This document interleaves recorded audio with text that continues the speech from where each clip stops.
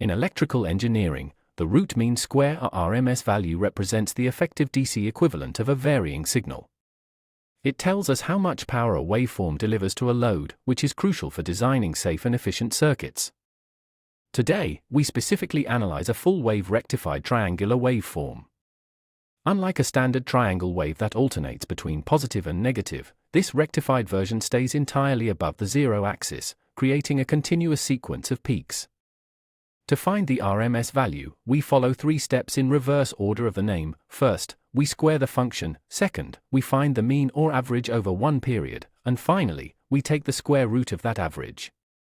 First, we must define the mathematical expression for one cycle.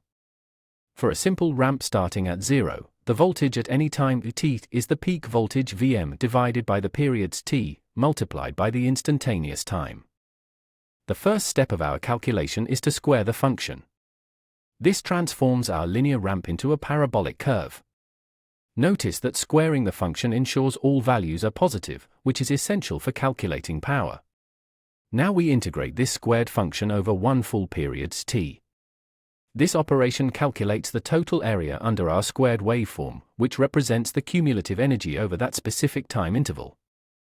We pull the constant Vm squared over t squared out of the integral. The integral of t squared is t cubed over 3.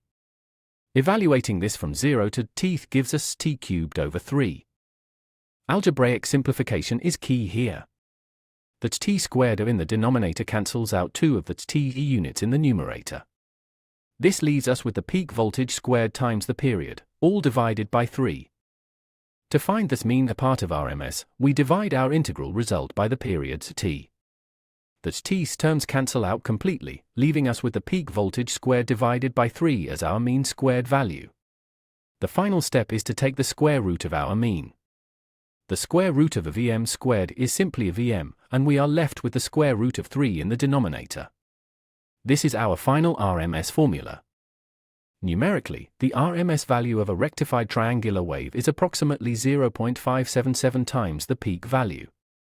This means the effective DC voltage is about 58% of the maximum peak voltage. Let's apply this.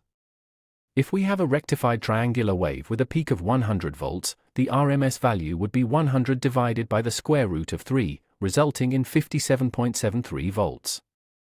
For a smaller signal with a 10-volt peak, the RMS value is 5.77 volts. This indicates that this specific AC signal would heat a resistor the same amount as a constant 5.77-volt DC source.